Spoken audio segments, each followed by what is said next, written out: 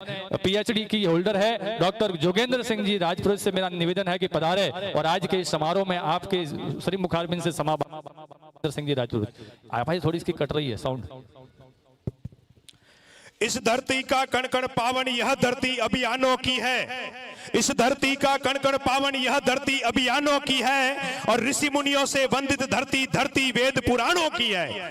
आज के इस पोशिंद्रा के मंच पर उपस्थित मेवाड़ के उगते गौरव को प्रणाम करता हूं, नमन करता हूं।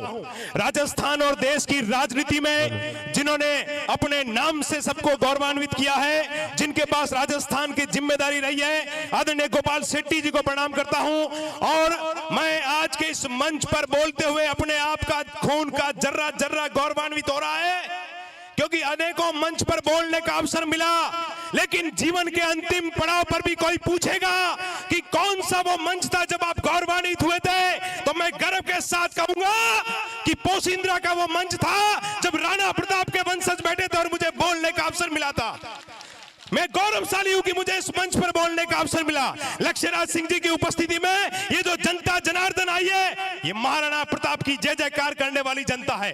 और भाई अजय राज जी और इनके परिवार का अभिनंदन करता हूं। शेट्टी जी, अगर हर गांव में अजय राज जी जैसे लोग पैदा हो जाए तो आने वाली हर पीढ़ी में महाराणा प्रताप पैदा होंगे, क्योंकि इनको प्रेरणा देने का काम करने वाले लोगों की इस दुनिया में कमी है। आज से 25 साल 30 साल पहले जब राष्ट्रीय स्वयंसेवक संघ की शाखा में गया तो पहला नारा सुना था, जय शिवा सरदार की, जय राणा प्रताप की।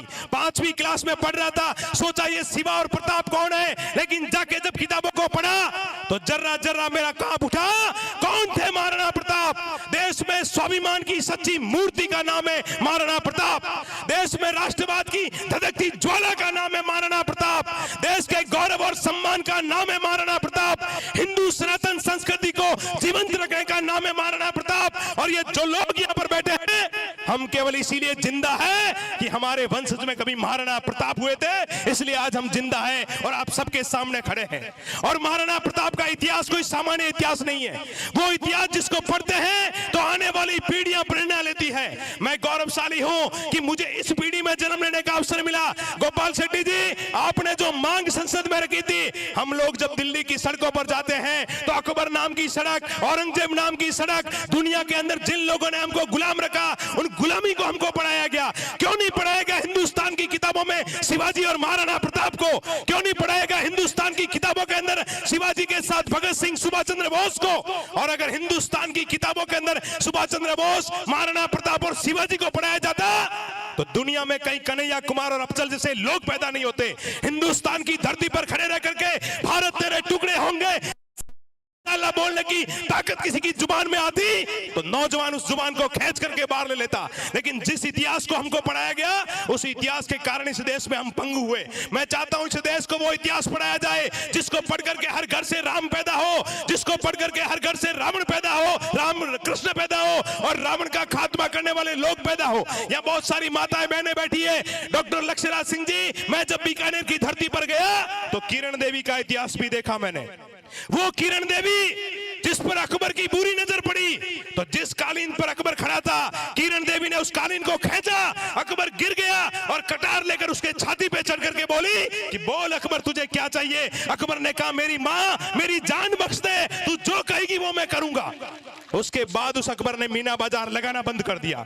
देश और दुनिया का इतिहास ऐसा भरा हुआ पड़ा है, अगर देश के नौजवानों को वो इतिहास पढ़ाया जाए तो निश्चित तौर पर इस देश में हर घर से नरेंद्र मोदी जैसे लोग निकलेंगे। और राम मंदिर के निर्माण की कल्पना जिसने की थी, मैं उन सब लोगों से आह्वान करता हूं जिन सरकारों ने भारत के इतिहास को दबाया, जिन लोगों ने इस देश के अंदर अफजल को पैदा किया, जिन लोगों ने इस देश के अंदर देश विरोधी ताकतों को खड़ा किया, उनको अगर जवाब देना है तो पोशिंद्रा की तरह हर गांव की धरती पर महाराणा प्रताप की प्रतिमा लगनी चाहिए, ताकि 50 साल बाद भी कोई नौजवान पूछे कि ये किसकी प्रतिमा है तो उसको देख करके, उसको सुन करके उसका जर्रा जर्रा गौरवान्वित हो जाए। मैं आज के इस मंच पर, समय कम है लेकिन फिर भी मैं आप सब लोगों से आह्वान करता हूं, मत पढ़ाइए अपने बेटों को वो सारी किताबें जिससे पढ़ करके इस देश में कोई ऐसे लोग पैदा हो कि आपको शर्मिंदा होना पड़े।